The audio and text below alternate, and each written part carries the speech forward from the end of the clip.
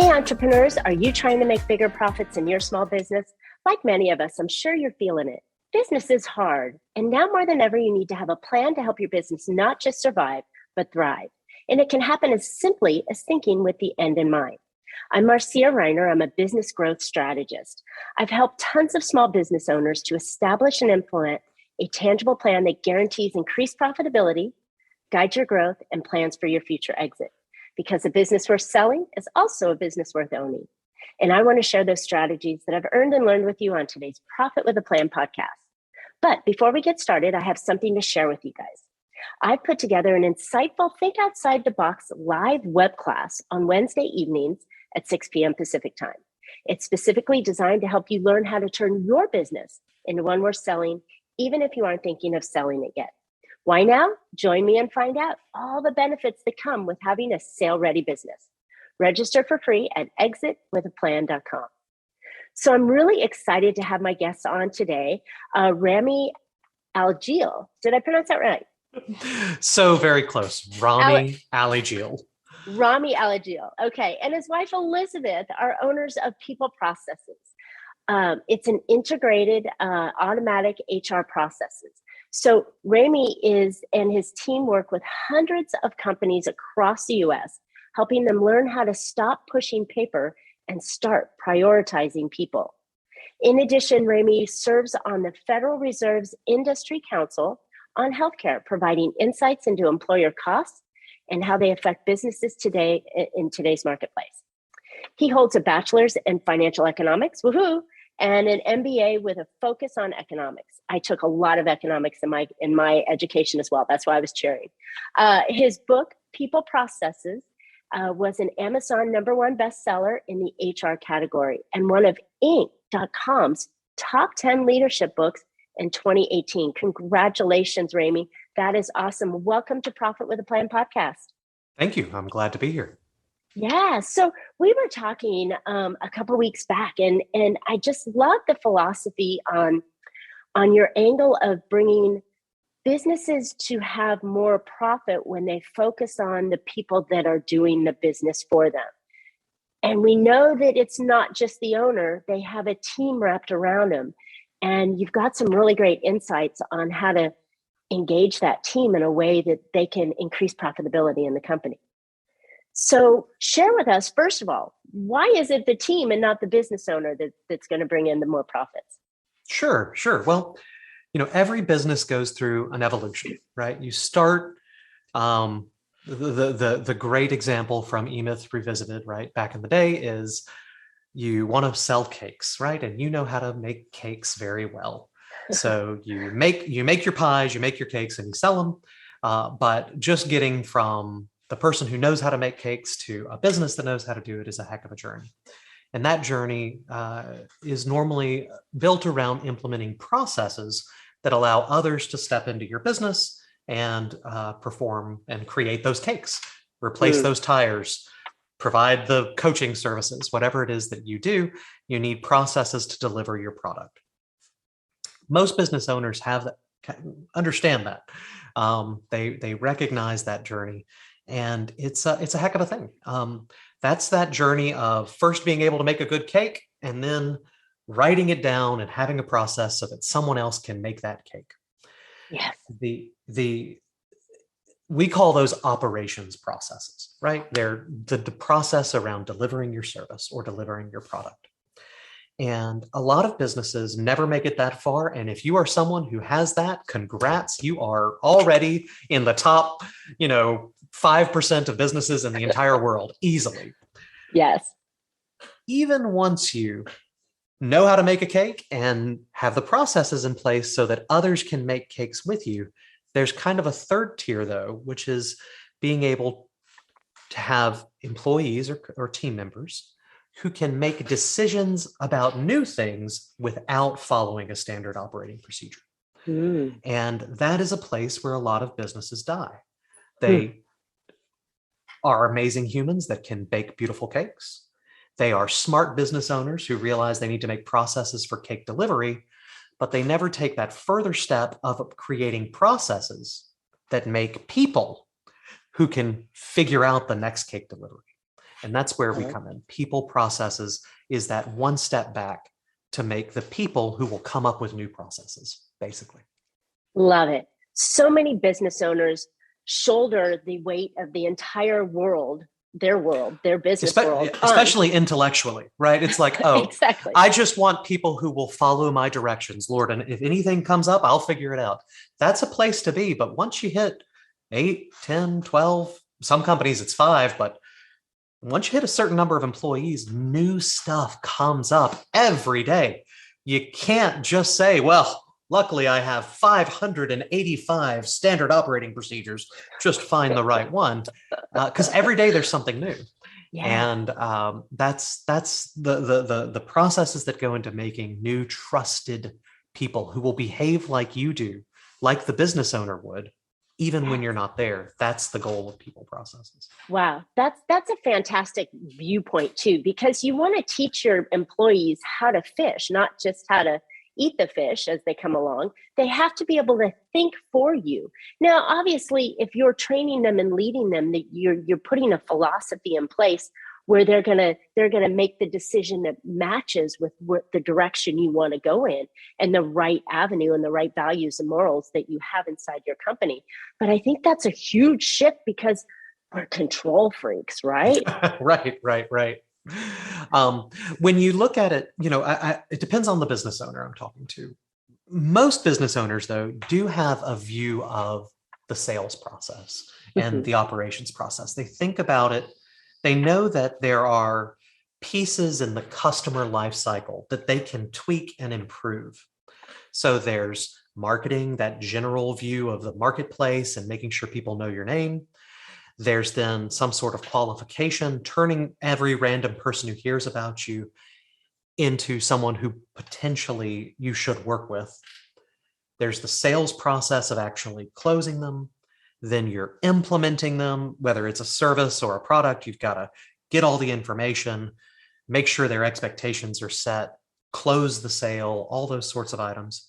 You got to go then make your product and deliver it and hopefully get referrals. Those are often the processes, the life cycles in a product or a service. Well, the same thing applies to your people operations. Most companies in the small business world, if they treated their customers or their product with the same care they do their employees, they'd be out of business in a heartbeat. Because they don't think about it. They don't think about it in terms of a process that they need to work on and improve. So with employees, there's recruiting, which has a component of marketing, but also qualification, making sure that the recruit is the appropriate one. There's selling, which is often the in-depth interview process, making sure that they're the right fit and you're the right fit for them. Then you've made the sale, congrats, that's an offer letter, right? Actually getting them to sign on the line, which is dotted, and leave their old job. Great, you got to close them. Then you have to implement them. We call that onboarding. That's the process of getting all the information to them and getting all the information from them that is needed as quickly and efficiently as possible. Then you have to actually deliver. And in the employment relationship, that's often in the form of training or performance management.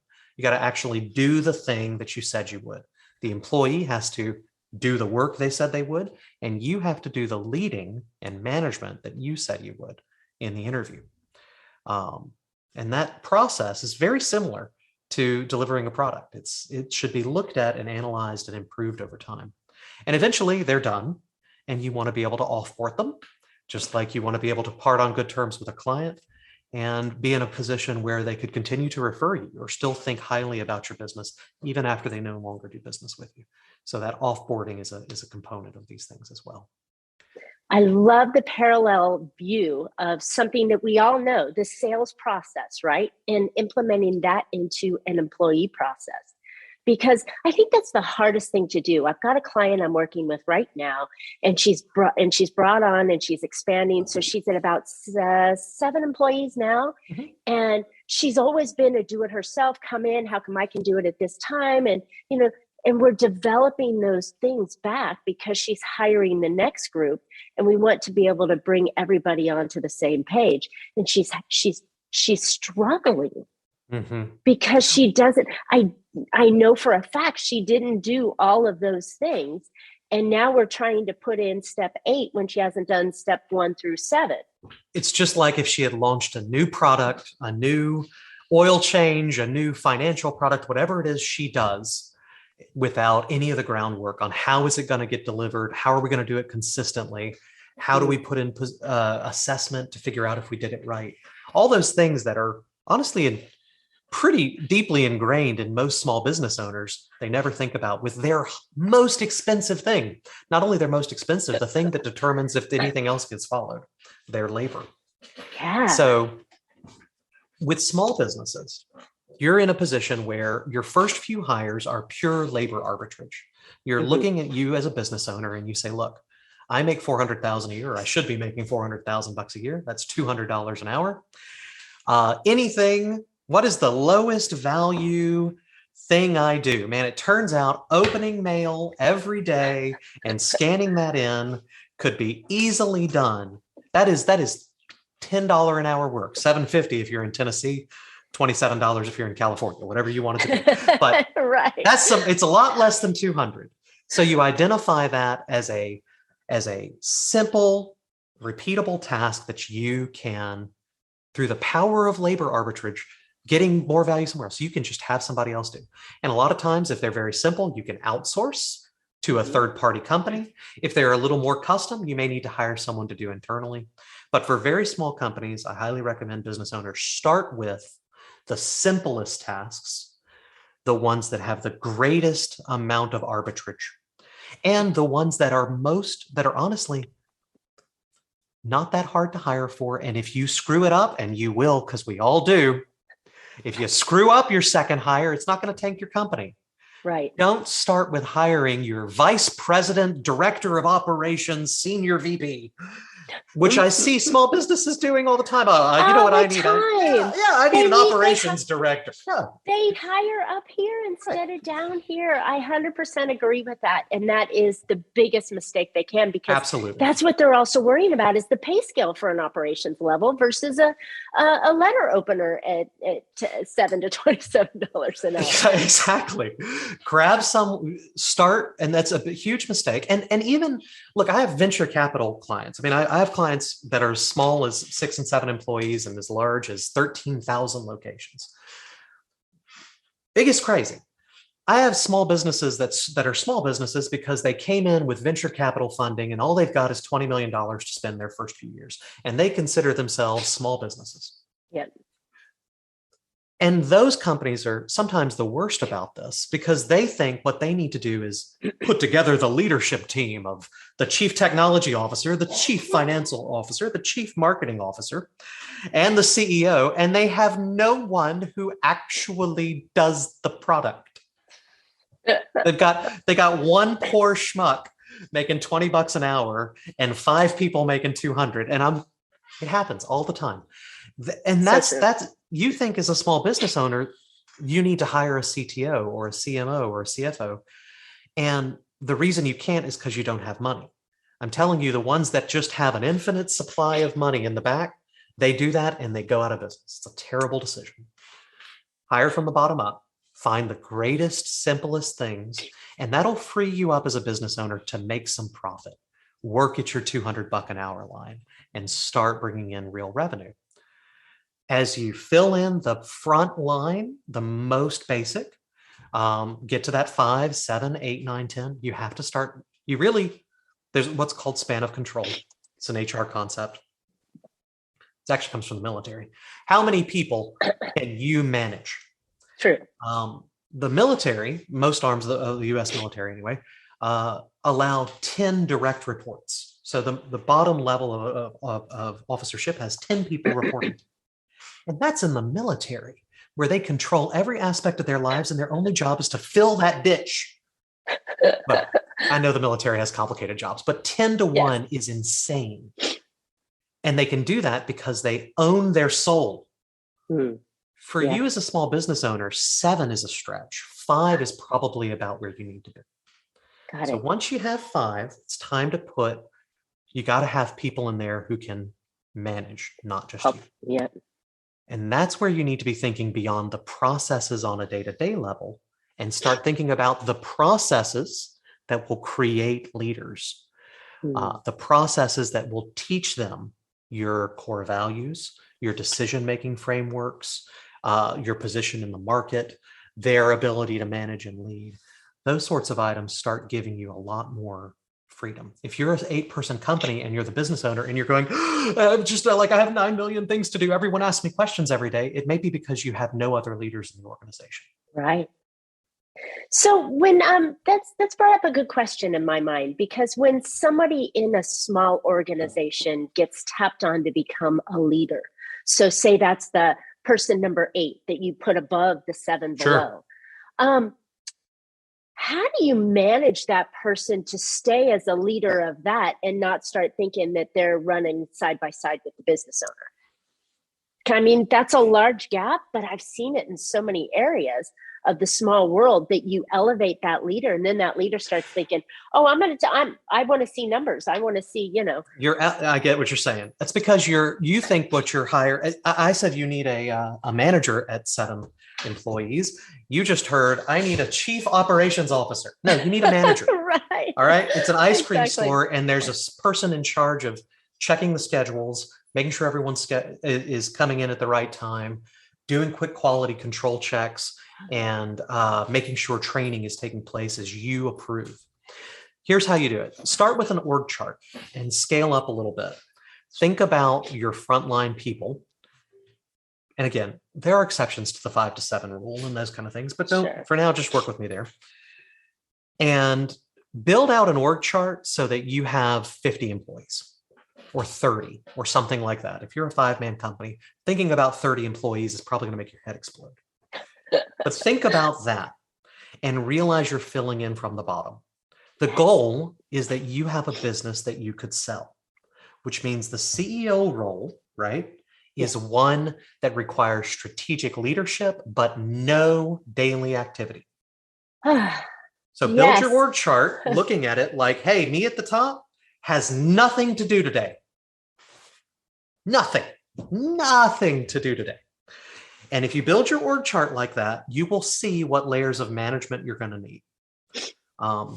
And hire from the bottom. So when you hire your 7th person or your 8th person and they're going to be your manager, by the way, that's probably not the way to go. You probably want to promote your 2nd person. There you go. But when you put that person in, realize that they are now a assistant store manager. They are not a store manager, and they are not a director of store operations, and they are not a CTO.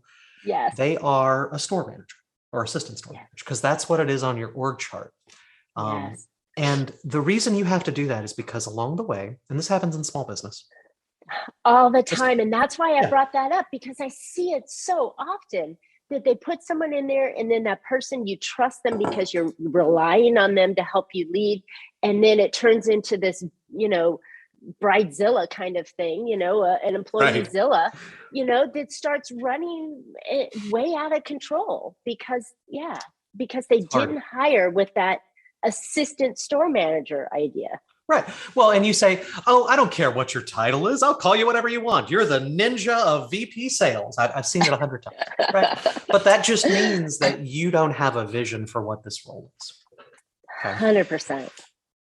When you're doing this, one reason you have to go from the bottom up is that you're trying to define, and one of those, we talked about deliverability. Mm-hmm. In the employee world, we call that performance management. You've mentioned core values. I break employee evaluation into 2 sections, behavior and skill. So behavior is a reflection of your core values. If your core values are responsive, polite, reliable, problem-solving, whatever, those are descriptions of behavior. You can have an amazingly bright, competent, happy person who you love working with, who behaves in all the right ways. But if they're a bookkeeper and they don't know the difference between a credit and debit, they will fail on the skill side. So there's 2 parts. There's skill. Can you do the job? Do you have the competency to do the job? And behavior. You have to know what good behavior and competency looks like in every role. So start with your front line, because that's easy to define. It's someone who puts sugar, milk, and eggs in the bowl in the correct order and runs it for the right time. Then think about the next layer up from that. It's someone who makes sure everybody else does that and that they're there and that they have the supplies on hand. Maybe that's the 3 jobs of an assistant store manager. Perfect. It's easier to see. Once you have 3 of those, you're going to realize, man, I need someone who's also looking at what supplies we're going to need in 6 months. I'm going to need someone who can do projections or budgeting or strategic analysis. I need them to go shop in other stores and tell me what they're doing. And the role expands as you move up the hierarchy. But you can't start with what should the CMO do. You need to start with what does the social media clicker do. Clicker. And, Your official clicker title. They post the ad. Love it. Thank God, right? Don't start with someone who has the ability to write all the copy, design the graphics, write the video, schedule everything, do consumer research and survey, and also can you answer the phones on the weekends. That's not a role. That's a God. That's you. That's you, the business owner. And there's no one else who can do it. So start low and work your way up, building competencies and core values for each role. And that way you can start, you'll start seeing them fill in. Now, if you're a 20-person company who has managed to do this without much structure, right? Every business, look, there's, you can sell, what were those silly blankets you put on that had arms? And, right. Yes. Yeah, those things, right? It was a product that sold, and you know what? They just did it. And it turns out every third one, the arms would fall off, and, their return rate was 35%, but they figured that out after they had 100 million orders. Right. Maybe you were in the same boat. You through your nonprofit, your business, you've gotten to 20, 25 employees, and you haven't spent the time putting these processes in place. It happens. First of all, congrats. You, through the dint of your genius, made this happen. Yes. You likely have 20 to 30% of your staff that if you fired, you would be more efficient. If you fired them, your day would go easier. Yeah. You may not know who they are, but they're there. So for those companies that haven't invested in people operations, maybe you're an entrepreneur that's been out there selling, getting, and now you look back behind you, you got 20 people who all hate each other. You're dragging along. Yes, you're dragging along that don't, your first place is to think about putting in these systems, because I guarantee you 20% of your labor spend is counterproductive, not just useless, but every dollar you spend is costing you more. Right. So putting in place these, just like if you had shipped off, without any process, just shipped a product over and over and over, never looking at it to see if you could make it better, to figure out if you could provide it cheaper, to figure out if you could make it more reliable. By the time you got to your size, I guarantee you 20% of them would be crap. It's the same with your employees. It happens. Love it. Now you can either fix them or you can replace them, but either way, you need a quality process to make sure you put the right people in, that you train them appropriately, that they have reasonable guidelines. And those are the sort of things that my company actually does for others. But you don't necessarily need us. You can do it yourself, turn your focus inward, and see if you can get more efficiency out of them. That leads to our ultimate goal of being more profitable, right? I mean, when you're managing the right people, doing the right job, and they're effective at it because you've trained them and processed, and you're not running around like a chicken with your head cut off going, oh, go do this, go do that. Let me check this. Let me check that. Then your company starts producing what they're supposed to. I know that you said several times that these people are costing you more money than they're bringing in. And that could be a total problem for the company if you're trying to grow because you didn't do the steps. So knowing that, I'm in that position.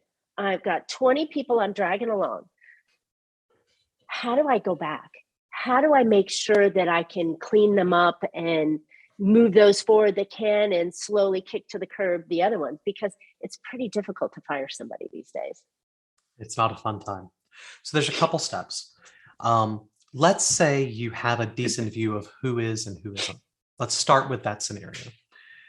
What I want you to do is list all 20 of your employees, first name, last name, and put 2 columns right after it. So Jane Doe, column 1, column 2. In column 1 at the top, I want you to write behavior, and in column 2, skills. And I want you to put in a 1, 2, or 3 in each one of those. 1 being bad, 2 being okay, and 3 being amazing. Here's a hint. You probably don't have that many amazing people. And it better be amazing on the skill and not your feeling in relationship to I want you to rank them twice. Once for behavior and once for skill. So you're going to have Jane Doe 3-3. Every time I ask her to do something, she does it. I know if there's a problem, she's going to take care of it. I love her to death. And she's amazingly competent at her role. That's a 3-3. Most of your people are probably going to be a 2-2 or a 2-3 or a 3-2. I want you to take them. Yeah, or a 1-2 or a 1-1. If you come across a 1-1, just so you know, you got to fire that person. You're done. You hit the end. What you can do, take your 3-3s or take the people who are 3s in behavior and try and identify what makes them 3s. Mm-hmm. What that we call those your core values, because they're responsive, because they're positive, whatever those items are for you. Right. Take the 1s. Oops, I hit my camera. We lost you. It'll come right there. There we go. Take the 1s and think about how different they are from those 3s to help you identify. Anyone who's a 1-1 is a fire.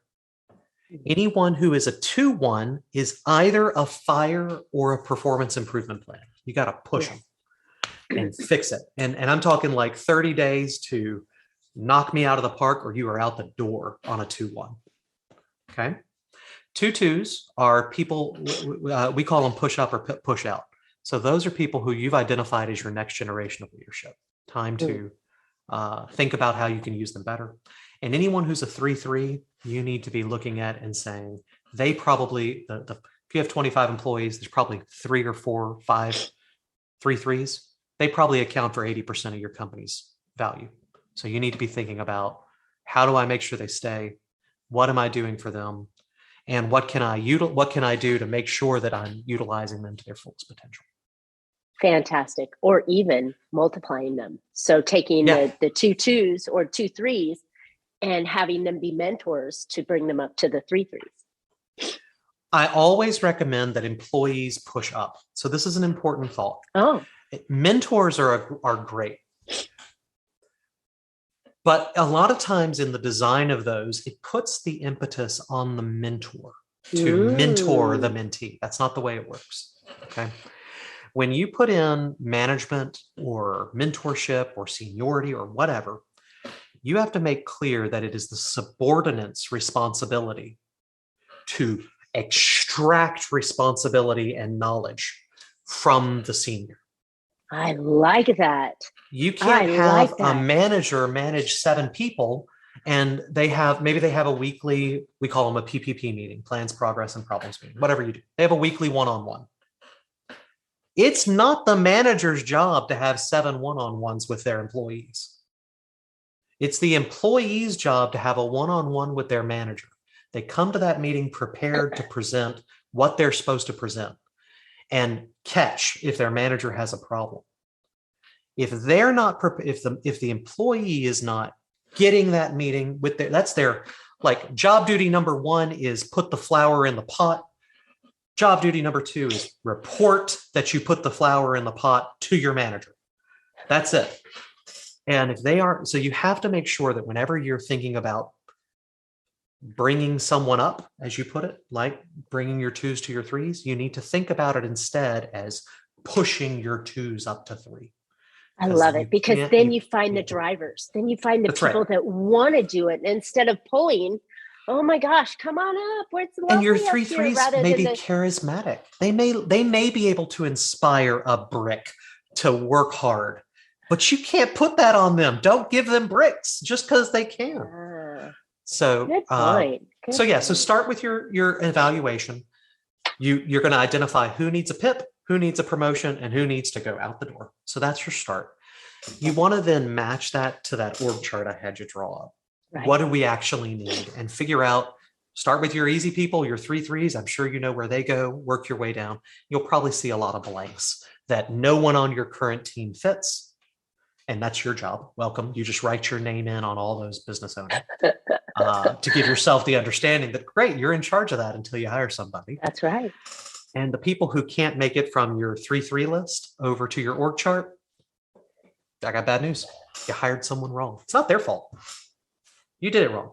Shouldn't have hired them in the first place. Or the market changed, and now you got to do the grown-up thing and help free them back to the market to find a better place. And it must be done.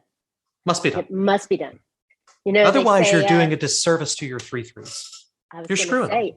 Exactly. The line that I constantly hear is hire slow, fire fast. And so when you can find the right people for the right roles, get them in, get them doing, and I love the idea of filling the bottom layer first. Then you can, you know, if they're not working out, get rid of them really quickly, because otherwise they create a cesspool, and it brings everybody down, whether they're a good employee or bad employee. But your mentality of, oh, they're not working to their fullest, brings everybody down. I want to give you an analogy on going back to hiring at the beginning. Your CFO is a marriage partner, and you're hiring them off the street and giving them the keys to your castle, and probably a divorce agreement if anything happens. Start with the frontline work. I like to say to people that the leaders you work with they're going to be like your family. They're going to be your spouses. They're going to be your parents and your sisters and brothers. They're going to be people who stick with you a long time.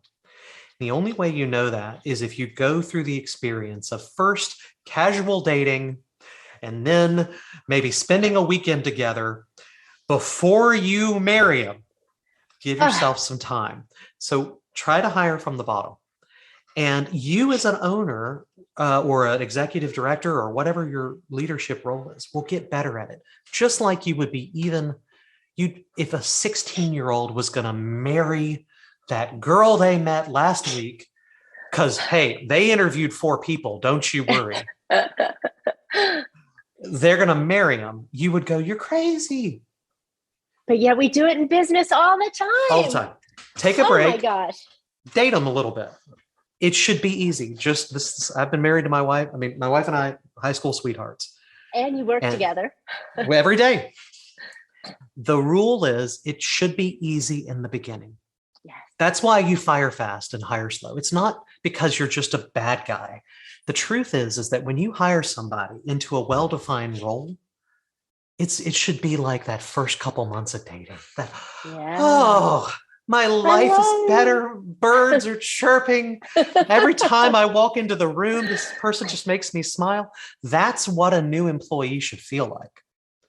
If for any reason you don't feel that way, it's just like you went on a date and they were like, well, you want to split it, honey? You know, it's like, oh, you don't, whatever your red flag is. I promise if in the first couple weeks you feel that way, you made the wrong choice. So start with dating. It's very easy.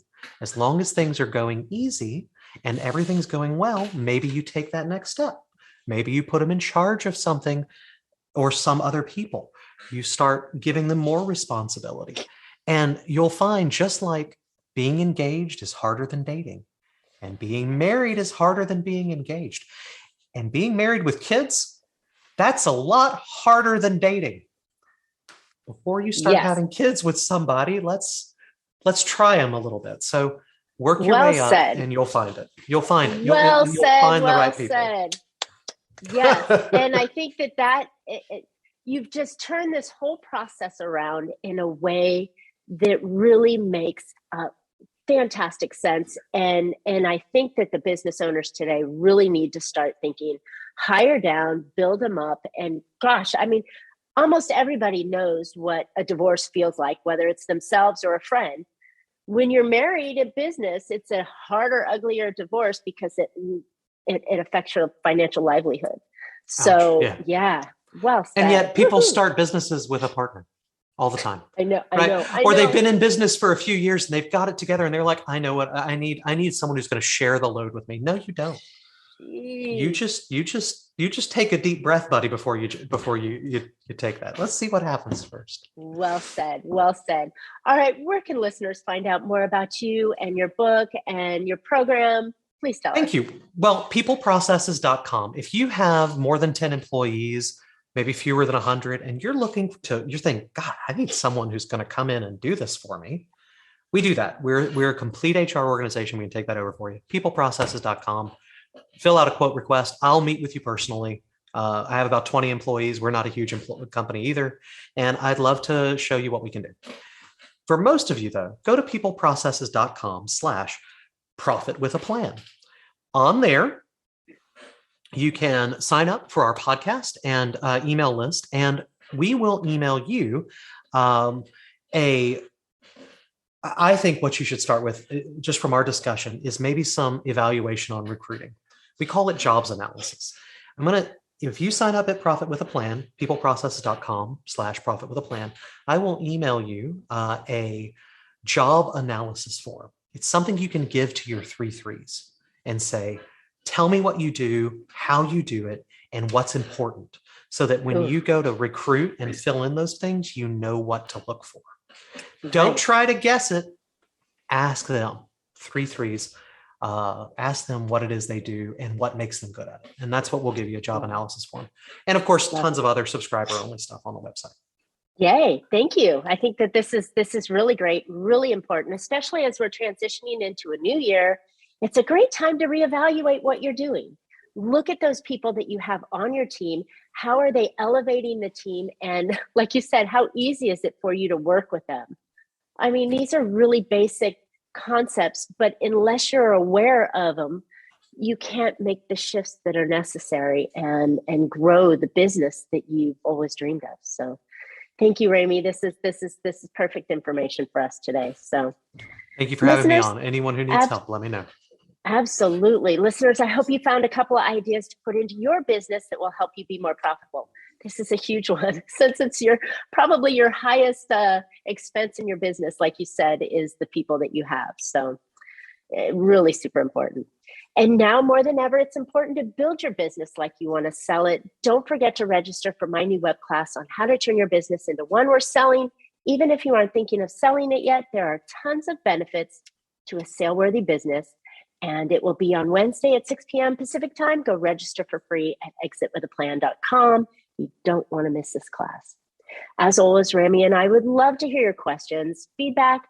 Tell us if you've ever built an organizational chart, right? I know there's a huge gap of you that haven't, and it might be one of the quick steps that you can take. So tell us if you've done that.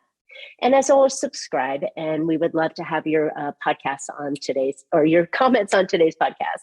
So as always, you can catch Profit with a Plan on any of your favorite podcast players, and we're looking forward to more great profitable information on next week's show. So until then, make your plans and profit with them. Thanks, wRhamy. Thank you.